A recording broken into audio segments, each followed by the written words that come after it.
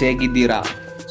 1983ರಲ್ಲಿ ಆರ್ಕಾಲಜಿಕ್ ಡಿಪಾರ್ಟ್ಮೆಂಟ್ನ ಒಂದು ತಂಡ ಗುಜರಾತ್ನ ಡಾಬ್ರಾ ಎಂಬ ಒಂದು ಹಳ್ಳಿಯಲ್ಲಿ ಅನ್ವೇಷಣೆ ಮಾಡುತ್ತಾ ನಡೀತಿತ್ತು.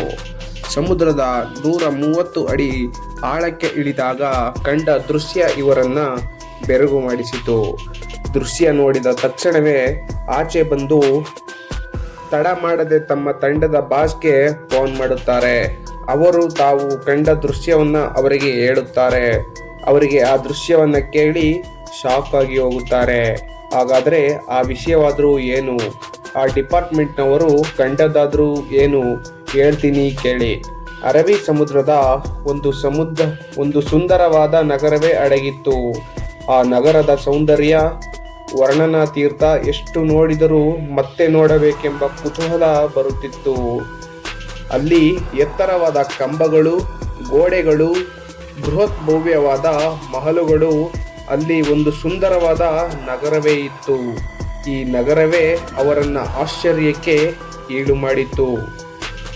ಈ ನಗರವು ಸಮುದ್ರದ ಒಳಗೆ ಹೇಗೆ ಮುಳುಗಿತ್ತು? ಈ ನಗರವು ಎಷ್ಟು ವರ್ಷ ಹಳೆಯದು? ಈ ಎಲ್ಲ ಪ್ರಶ್ನೆಗೆ ಈ ಪುರಾತತ್ವ ಶಾಸ್ತ್ರಜ್ಞರನ್ನು ಕಾಡತೊಡಗಿತು. ಪ್ರಶ್ನೆಗೆ ಉತ್ತರ ಹುಡುಕುವ ಸಲುವಾಗಿ ಅವರು ಆ ನಗರದ ಕಲ್ಲುಗಳನ್ನು, ಸ್ಯಾಂಪಲ್ಗಳನ್ನು ಕಾರ್ಬನ್ ಡೇಟಿಂಗ್ ಮಾಡಿ ಪರಿಶೀಲನೆ ಮಾಡುವಾಗ ತಿಳಿದು ಬಂದದ್ದು ಏನು ಅಂದರೆ, ಇದು ಮಹಾಭಾರತದ ಕಾಲಕ್ಕೆ ಸೇರಿದ್ದು ಅಂತ. ಮಹಾಭಾರತದಲ್ಲಿ ಇದರ ಬಗ್ಗೆ ಉಲ್ಲೇಖಿಸಲಾಗಿದೆ. ಅದುವೇ ಶ್ರೀಕೃಷ್ಣನ ನಗರ, ದ್ವಾರಕಾ ನಗರ. ಶ್ರೀಕೃಷ್ಣ ಈ ನಗರವನ್ನ ಸಮುದ್ರದ ತೀರದಲ್ಲಿ ಸ್ಥಾಪಿಸಿದ್ದ. ಹಾಗಾದರೆ ಈ ನಗರವೇ ದ್ವಾರಕಾ ಎಂಬುದಕ್ಕೆ ಸಾಕ್ಷಿ ಇದೆಯಾ? ದ್ವಾರಕಾ ಗುಜರಾತ್ ಜಾಮ್ ನಗರದಲ್ಲಿ ಅರಬ್ಬಿ ಸಮುದ್ರದ ತಡದಲ್ಲಿದೆ. ಇದನ್ನು ನೋಡಲೆಂದೇ ಕೋಟ್ಯಾಂತರ ಭಕ್ತರು ಬರುತ್ತಾರೆ. ಇದು ದ್ವಾರಕಾ ಆದರೆ ನೀರಲ್ಲಿ ಸಿಕ್ಕಿದ್ದು ಏನು?